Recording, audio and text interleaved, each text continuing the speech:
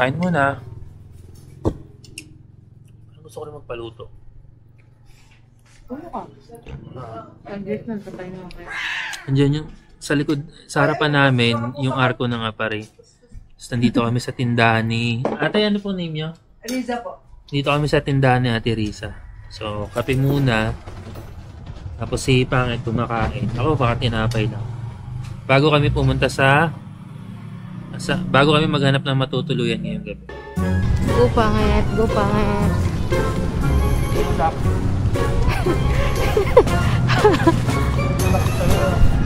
Nagluto lang kami ngayon. Nakahanap kami ng vulcanizing dito sa John Road. Tabi ng kalsada. Bali, 3 butas. Yung mga dating pasak, ito pinasakan ulit ng 3 rin. Bukas, daan ulit kami rito. Ipapapatches namin para sure. Update na lang kayo mamaya kung saan kayo makakahanap na matutuluyan. Tapos na naman ang isang araw ng buhay kalsada namin ni Pangit. Ang nangyari kanina, pagdating namin dito sa Apare, sa may Baywatch, doon namin napansin na naplat yung gulong namin. Hindi pa nga kami nakapansin yung mga bata doon na nangihingi sa amin ng sticker.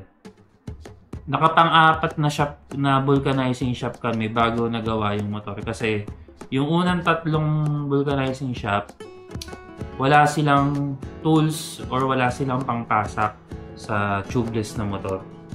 So buti na lang yung huling vulcanizing shop, bago pasara na yun naabutan pa namin. At meron siyang pangpasak, kaya yun. Then nakita namin na ilang butas yun na? 3 yung tama, 3 pasak na. So yung mga butas niya, yung mga dating pasak, yun yung may mga sumingaw. So pinasakan na lang ulit. Pero advice sa amin ni Kuya, yung may-ari ng shop, palitan na lang bukas yung gulong kasi medyo manipis na rin. Baka bumigay yung gulong sa haba ng biyahe tapos sa init din. So, plano sana namin umalis ng medyo madaling araw bukas papuntang Bigan. Maaga sana kami nakarating dito sa Apare. Wala pang alas 5 nandito na kami, mga 4:30 nandito na kami. So, expect ko maaga kami makakapagpahinga, maaga kami makakahanap ng hotel or ng tutuluyan para makapagpahinga. Tinitingnan ko sa mapa, wala ding dagat na kung saan pwede kami mag-campsite. Kaya ang pinaka-option talaga namin dito sa Apare is mag-lodge or mag-hotel. Sa hotel naman, may mga tiningnan kami. Una na namin tiningnan yung Baywatch. Sumunod doon yung tapat nitong City Mall. Tapos yung Muyanak ba yun, love? Muyanak? Yung hotel? Muyanak? Miyako. Miyako. Basta yun yung sumunod sa Miyako. Ito na. Last, pang-4 din to. Ito na yung pinaka kaya ng budget namin para ngayong gabi. Kasi nasa 1,600 lang to. Tapos may discount kami rito nakuha kasi nagbibigay yung owner nito ng 5% discount sa mga riders or sa mga nagno-North Loop. Tinanong kanina si Pangit tinanong siya kanina kung taga-saan daw kami, tapos kung nagno-North Loop kami. So sinabi naman ni Pangit nagno-North Loop kami, kaya binigyan kami ng 5% discount. So laking bagay na rin yun. So ito yung room namin. Yan yung pangalabahan namin Tapos yun yung mga gamit namin nandun. China-charge ko na yung mga intercom, mga cellphone. So yung may-ari pala nito is mag-ama na riders din.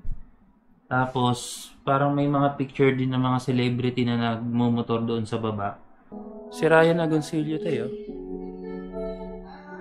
Meron din sila ditong cafe. Yan.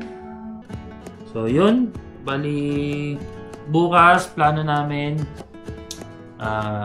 alis na siguro kami dito ng mga alas 8 or medyo late kasi ganun din naman Tapos palit muna kami ng gulong, maghanap kami ng gulong. Kung wala akong mahanap na same brand ng gulong ni Enma. Pirelli kasi yung brand ng gulong ni Enma. Kung wala akong mahanap na ganun, kahit siguro mag-Continental na lang ako. Then after nun, pag napakabitan na namin yung gulong ni Enma sa likod, biyahe na kagad kami papuntang Bigan. Then after Bigan, diretso kami ng highest point. Then picture taking lang doon. Tingnan yung mga views. Then baba kami ng Baguio or kung kaya pa, La Union. So, pero definitely isang araw, bukas hanggang Bigan lang. Sumunod na araw, highest point to La Union kung kaya sasagarin. Para doon na kami sa Lingayen mag-stay. Kasi may mga free campsite doon, ay free beach doon na pwede kami mag-camp. Simula nung umalis kami sa Kasiguran, hindi na ulit kami nakapag-tent eh. Kasi sa Tugigaraw, nag-lodge kami doon sa Tugigaraw. Tapos sa Santa Ana, nag-lodge din. Kasi ang nangyari doon sa Santa Ana, inabot kami na ng dilim na sa daan. Kaya nag-decide na lang kami mag-stay doon sa sentro. Kaya yun. Tapos kinabukasan, kaninang umaga lang kami bumiyahe papuntang Angib Beach. So yun lang. Yun lang yung nangyari ngayong araw na to. At bukas, panibagong buhay sa daan na naman. Alas 7 ng umaga, nandito tayo sa public market. So, nakaisang ikot na rin ako dito.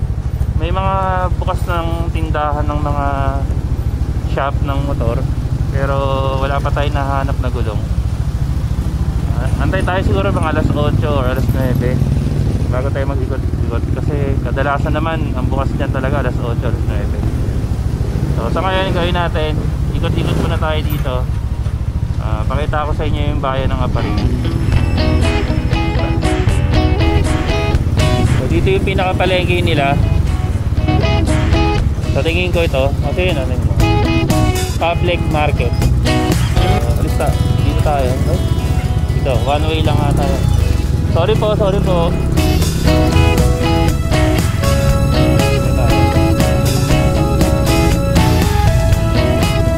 Wala akong nakikita ang jeep dito. Karamihan ng transportation nila dito, tricycle.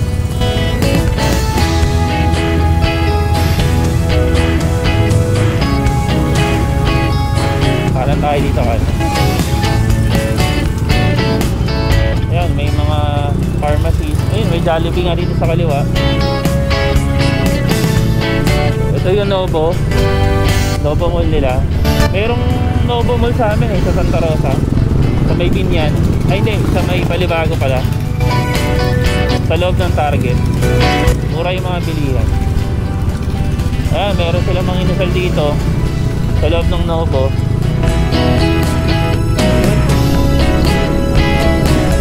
Dito kami, yan, itong Hotel Miyako, tinignan din namin yan kagabi. So, yung 12 hours nila dyan nasa 1.5, tapos 2,000 naman yung 24 hours.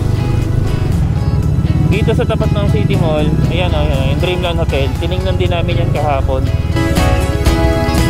Dito ako nagtanong kahapon eh. Kaso wala raw silang pampasok. Sa tingin ko meron silang gulong na hinahanap natin. So, antay lang natin magbukas. Sampay muna tayo ng McDonald's, 7-Eleven. Siguro withdraw na rin tayo.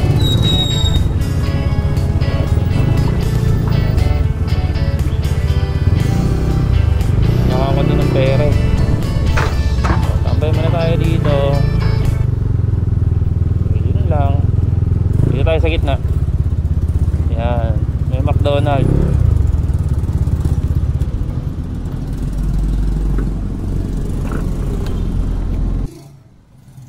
Ayun, nakahanap na rin tayo ng gulong.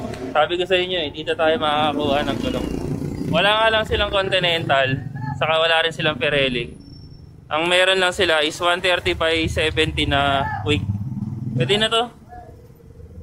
At least safe tayo sa biyahe. Ayan, kinakasan na ni brother. Bali, bigay sa akin ni kuya 2,000, tapos 150 yung service. Boss, anong pangalan mo, boss? Racing Motor Parts. Dito yan sa Racing Motor Parts. Patabi ng parang terminal ng mga UV Express. Saan po biyahe nito kaya? Tugigaraw? Ayan, biyahe ng Tugigaraw. Katabi niya. Pang-anim na araw na namin to.